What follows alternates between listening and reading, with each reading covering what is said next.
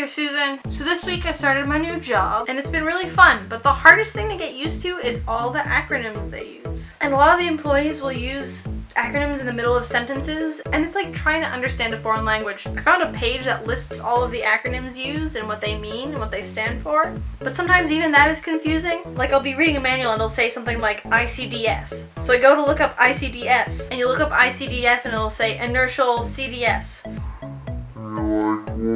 Great, now I have to look up CDS. So it's really tricky to listen to conversation sometimes. So I'll go to like a meeting or something and everyone, this is Monica. She's going to be working on the BPLO project with us, and she's going to be working with the IPT. Oh, is she working with DRM class or DCM? No, she's going to be working with the NTBs. Oh, that's great. You'll really love that. And it's hard to know when to interrupt and say, okay, what does that mean? Whenever I find out, I'm always really disappointed because it's just not as cool as I thought it was gonna be. So Monica, what we're looking at here is the DRCS. Sorry, what's DRCS stand for? And what I expect to hear is, oh, that stands for dangerous, really cool stuff. Awesome. And what I hear is, oh, that's the deployed removable camera system. So, a camera. But sometimes I imagine it could go down like this. Yeah, well, while Pod was integrated with Bree, we weren't really sure how that connection was going to work out. Eventually, when that pair interacted with Stan, it didn't really work out. But that's because the RAM was getting in there and messing everything up.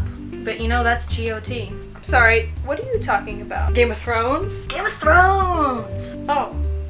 So understanding acronyms in the middle of conversation is hard, but reading it in the manuals and in books that I've been given is a lot easier because I could just pause my reading, go on my computer, and search what the acronym means. But even then, it sort of feels like I'm reading a Shakespeare book. Did you ever have those Shakespeare book versions where on one side of the page was the original text and the other side was a whole bunch of words on that page defined? So you'd be reading like Romeo and Juliet would be saying, Romeo, Romeo, wherefore art thou Romeo? And there was like a little number 1 subscript next to wherefore art thou Romeo, and you look on the left and next to number 1 it would say, this doesn't mean where are you, but actually who are you? Sometimes the definitions helped you, but then other times they just made no sense. Like you'd be reading something and it would say like, the lamb was fierce, and then there was like a thing next to lamb and you were like, oh, lamb must mean something else, and you would look over on the left and be like, lamb means lamb. How does that even help me at all? So that's kind of what it feels like decoding acronyms on paper. In all seriousness though, the acronyms are pretty useful, and it's much easier to say EA than electronics assembly. But it's just gonna take some getting used to. So yeah, I've been working, I've been searching for apartments.